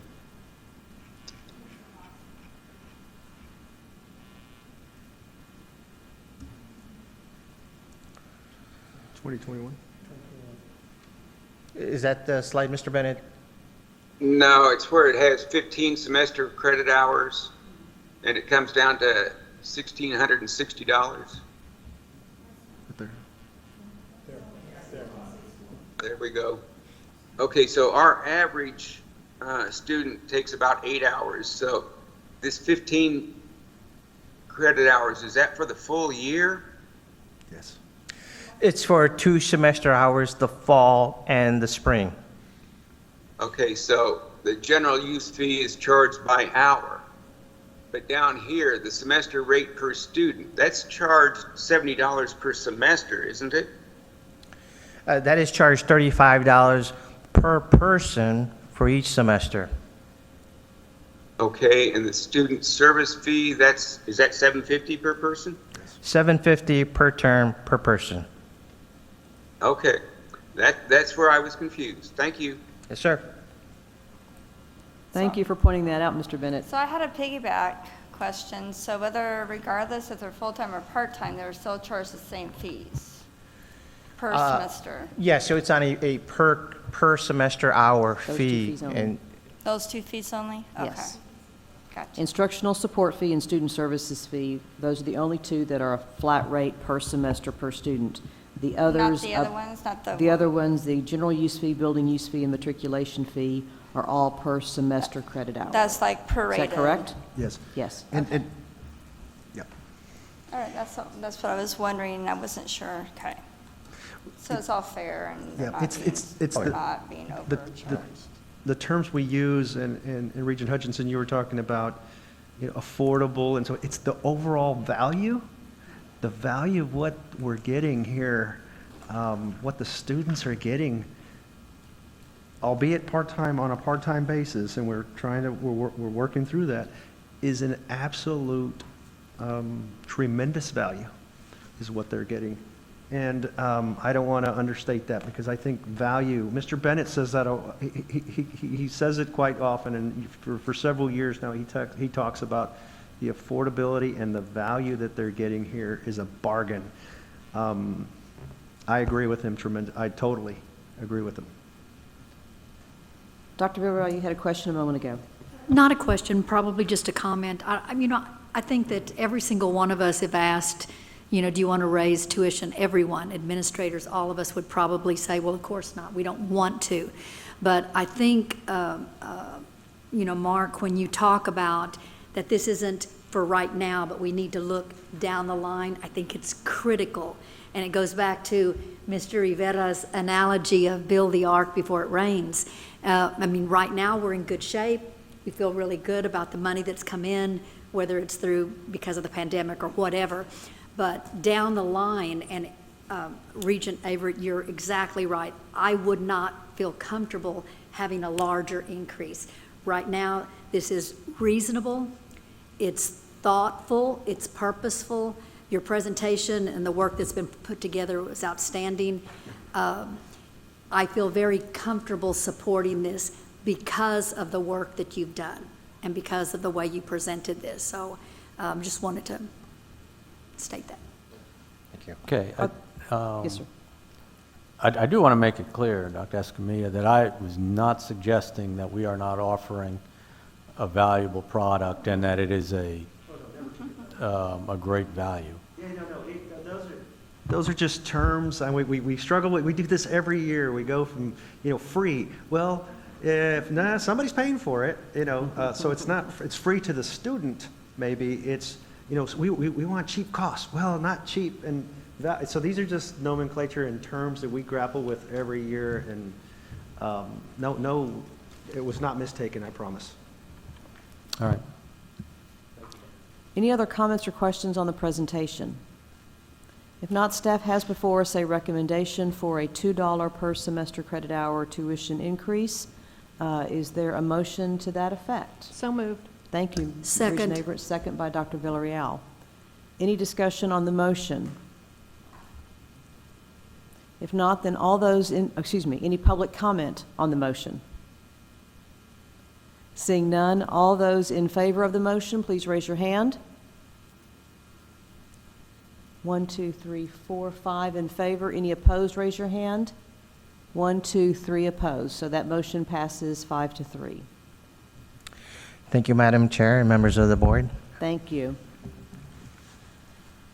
So we will now move on to discussion and possible action related to the Oso Creek Campus Construction Project. Change order number 7. Regents, we continue to move forward with the Oso Creek project. We're on track where we plan on having students in seats in STEM and culinary arts building in the fall, literally not too much longer from here, August of 2022, with all the buildings open for January of 2023. There are 2 separate change orders that are listed here. We have one for the central plant for $55,534 that includes additional fire extinguishers, electrical wiring, and IT cabling. And then we have a change order for the STEM culinary arts main building, $1,111,119. The total of both these change orders, $1,166,653. And for the main building, it's a variety of different items. You do have a list: sink supports, additional roof drains.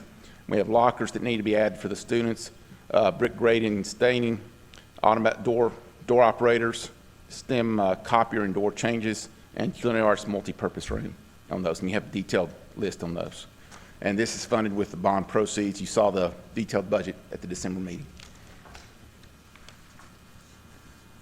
Question, Mr. Stravos, were Yes. any of these items pulled out during our value engineering a couple of years ago, or are they all new items?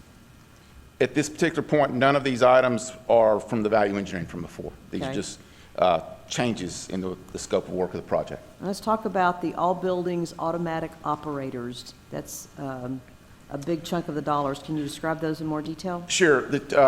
A good example is the doors here coming into this building, and you physically have to pull them open. Now that we have ADA compliant doors, we're trying to be more responsive to the students as well as just and again, it's back to a touchless kind of technology where the doors automatically open. Unfortunately, these will involve a variety of sensors and motors, and it's across all the buildings at the campus. That's why that change. Thank you, sir. Other questions or comments? Mr. Garza? John, I'm just curious, the $122 million amount, now the revised total. Yes, sir. That dollar amount is to finish the project, or is that what it is at 87% complete? So, as in the newspapers, 87% complete before this change order.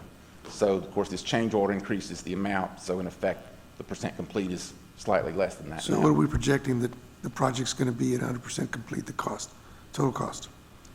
With this change order, Yeah. the projected cost is $122 million, but there are more change orders.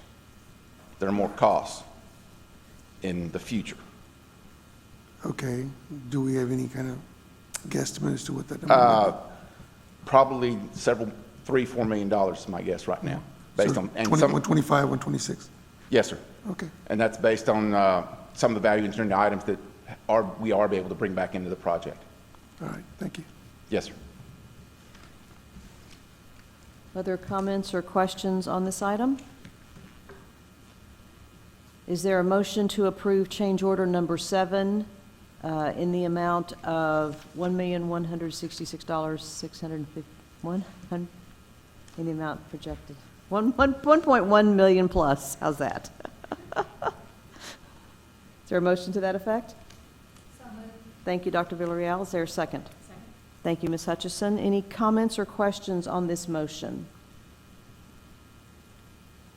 Just to clarify, Mr. Rivera, so at this point in time, we are continuing to spend dollars that were either in the contingency or in the bond proceeds for the Oso Creek campus, and those dollars can't be spent anywhere else. These dollars need to be spent on the Oso Creek campus. Okay. So, all right. All those in favor of this change order number 7, please raise your hand. Any opposed, please raise your hand. That motion passes unanimously. Thank you. We are going to hold item number 9 until we come out of closed session. So at this point in time, with no other regular agenda items for us to discuss, the board will go into closed session under Texas Government Code 551.071 regarding pending or contemplated litigation or a settlement offer with possible discussion and action in open session and the seeking of legal advice from counsel on pending legal or contemplated matters or claims, including legal redistricting obligations or legal audit questions with possible discussion and action in open session, and under Texas Government Code 551.074 regarding the appointment, employment, evaluation, reassignment, duties, discipline, or dismissal of a public officer or employee, including annual board self-evaluation and board action plan with possible discussion and action in open session. The time is 2:55 p.m. We will adjourn into the closed session chamber.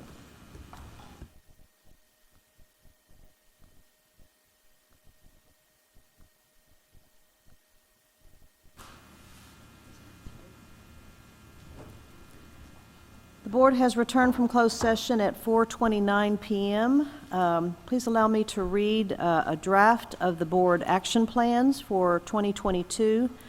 This came out of our retreat that the board held in November. And then, Delia, I will get you a copy of this as soon as it's finalized, because I do have a little bit of final wordsmithing to do. In support of Del Mar College and our community, and in the spirit of board trust and cohesion, the Del Mar College Board of Regents will commit to effective communications, participation, and respectful, robust discussion with all regents, maintaining a productive and constructive culture. Therefore, we adopt the following action plans. Number 1, to support the college president in creating and adopting a system-wide, comprehensive diversity, equity, and inclusion plan to provide opportunity for equitable outcomes for all populations and ensure fair treatment of all constituents. In conjunction with the college president, the board will also adopt a training policy for all DMC regents, leadership, faculty, and staff. Number 2, support the college president to update the college's strategic plan to incorporate new goals resulting from the COVID pandemic and changes in our higher education environment, with emphasis on instruction, facility use, and student success, including access, enrollment, persistence, and completion. Number 3, gain an increased understanding about changes in post-secondary education, improve student success, and state and national issues. And number 4, serve as college ambassadors to maximize community outreach, support DMC's marketing efforts, and increase awareness about DMC's affordability, effectiveness, offerings, and economic impact across the service area. Regents, does that represent our discussions in closed session? Is there a motion to adopt that action plan as presented? So moved. Motion by Ms. Hutchison, second by Mr. Garza. Any discussion? I would like to thank each of the regents for your work in November and for your work today in drafting these final action plans. With that, all those in favor of adoption of the board action plans for 2022, please raise your hand. Any opposed, same sign. That motion passes unanimously. With no other, calendaring. Yes, we do have other business. Calendaring,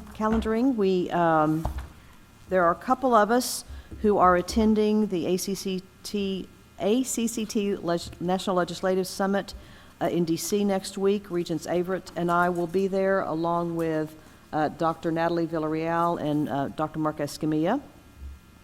In early March, there is a 2-day Board of Trustees Institute. This is very similar to the Board of Trustees Institute and annual conference that was held in September of this year. So there is an opportunity for 2 regents and the CEO to attend free of charge. There is grant funding available to the Texas Success Center. So there will, I think, be 1 or 2 of us attending that Board of Trustees Institute follow-up in San Antonio in March. Our board day will be on March 8th, and then our following, in April, our board day will be on March the 12th. Anything else, Mr. President? Yes, sir. Yes, Madam Chair, just a matter of housekeeping. I would like to bring your attention to the boardroom and the state of the conditions that it's at this point. It's about 90%, more than 90% done. There are a few adjustments that will be made. The dais will be lengthened. The pieces, the parts and the components to grow the dais so that there's more elbow room for our general counsel and myself up there one day. Actually came in Friday, but we didn't want to rush it over the weekend. But that's coming for next meeting. Your wireless technology is still on hold in the pipeline somewhere out there, maybe off the coast of California, like everything else. But so that's also coming. There are going to be some accent marks up here in the what do you call these? Well, I don't know if they're rafters or not. But, what? Yeah, fur downs. Okay, so there are going to be some accents. We got some tweaks and adjustments being made. This room is coming along. The 90-inch screens are around. This room is really shaping up nicely. The reason I'm bringing this up because I want to thank everybody for getting us to this point on the staff side, facilities, IT, Miss Delia and Natalie for not killing me. I appreciate that very much. But the staff that have stepped up to make this happen, and doing so with the supply chain issues and everything else is just incredible. And I just want to give them a hearty thank you for getting us to this point. Thank you. Thank you, sir. Anything else? Then the board meeting stands adjourned at 4:34 p.m.